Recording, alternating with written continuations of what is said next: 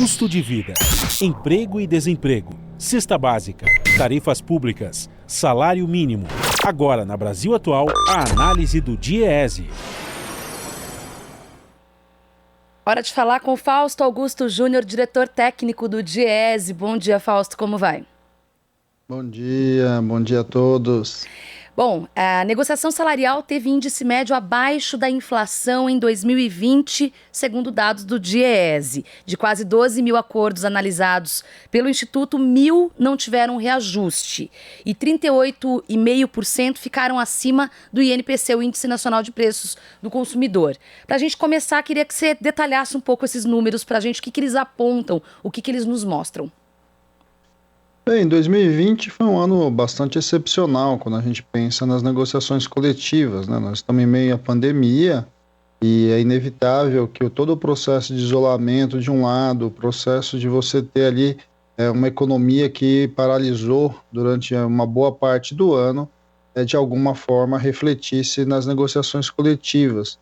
A prioridade do ano passado, de alguma forma, foi a busca e a tentativa da manutenção dos empregos. E isso, de certo modo, foi indicado aí nas negociações coletivas, em que, de alguma forma, muitas negociações trataram do assunto da manutenção do emprego, lidando a partir de redução de jornada, a partir de suspensão de contrato de trabalho. Quer dizer, a ação sindical foi uma ação bastante intensa no passado, porém, do ponto de vista das campanhas salariais, o que a gente viu foi um refluxo do que normalmente se dá, que é pelo menos a recomposição da inflação. Então a gente tem aí quase um terço, 27%, das categorias não alcançando o INPC, não alcançando o índice de negociação. Do que chamou mais atenção, né, em relação aos anos anteriores, é uma quantidade bastante grande, nós tivemos mais de 8%, mais de 1.000 acordos que não tiveram, que tiveram reajuste zero, ou seja, não houve nenhum tipo de reajuste para o conjunto dos trabalhadores. Ao mesmo tempo, se a gente olha aí do ponto de vista setorial, o setor de serviços, né, que também foi o mais impactado aí pela crise, foi o que de alguma forma sofreu mais do ponto de vista da perda da inflação. Chama um outro detalhe também, tem a ver com os momentos, né?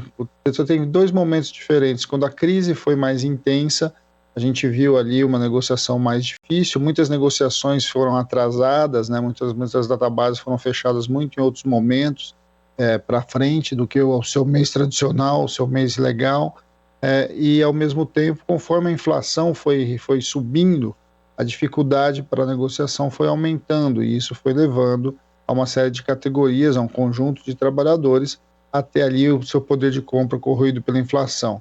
Então, o que nós estamos vendo, de certo modo, são que os acordos coletivos que atingem principalmente os trabalhadores formais, de alguma forma, em 2020, ficaram abaixo da inflação, uma parte significativa, uma parte importante não teve reajuste, e nós tivemos ali alguma coisa próxima, um pouco mais de 60%, que pelo menos recompuseram a inflação com algum tipo de ganho real.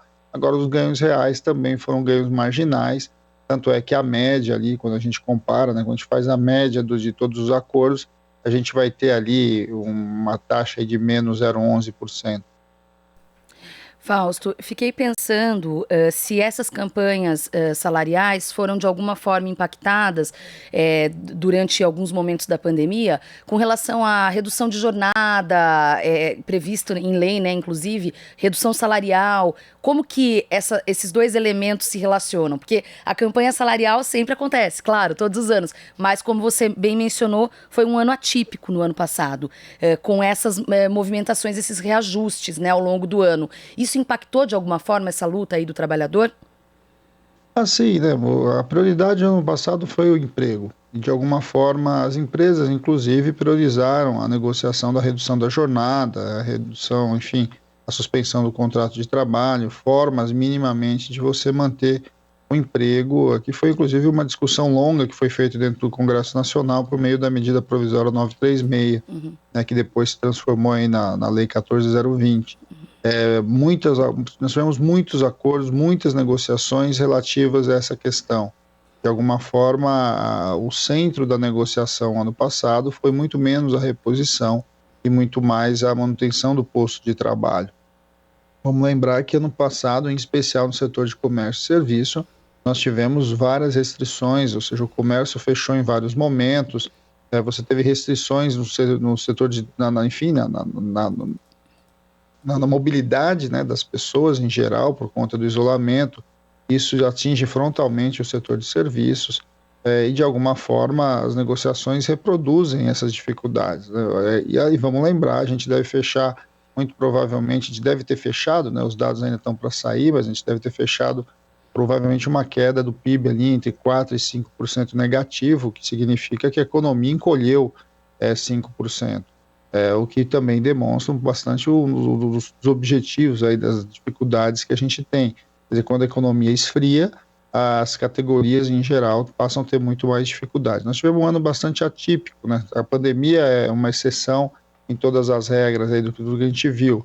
Agora, quando você combina uma inflação que começa a crescer, principalmente a partir do segundo semestre, com um encolhimento econômico, isso atinge diretamente a taxa de desemprego, atinge a renda dos trabalhadores, o poder de compra dos trabalhadores e, inevitavelmente, atinge as negociações coletivas.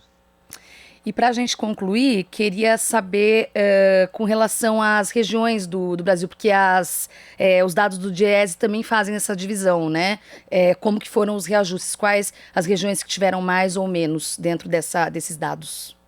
Ali a gente tem uma diferença com relação à região sul. A região sul foi a região que teve um número de acordos com reajustes negativos, ou seja, abaixo da inflação, menor, né, do que as demais regiões. A gente pode olhar ali a região sul, algumas explicações são possíveis, a principal delas é que a região sul é uma região muito forte na área da agroindústria, né, principalmente aí vinculada à cadeia da proteína, cadeia da carne.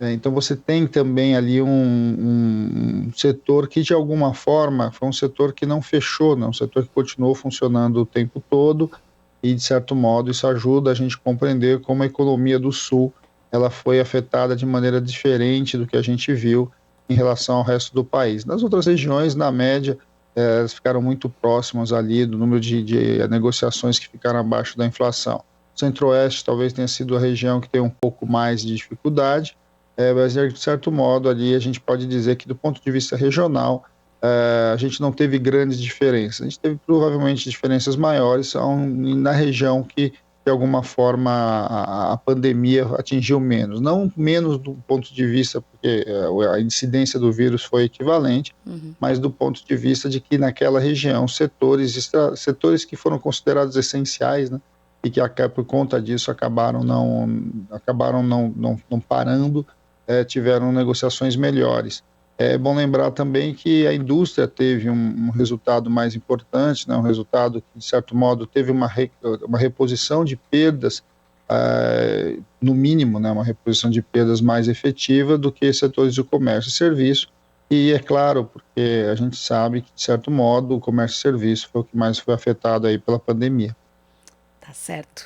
Fausto Augusto Júnior, diretor técnico do DIEESE, muito obrigada pela participação. Bom dia, até a próxima. Bom dia a todos novamente, até a próxima. Aqui você ouve as notícias que os outros não dão. Jornal Brasil Atual.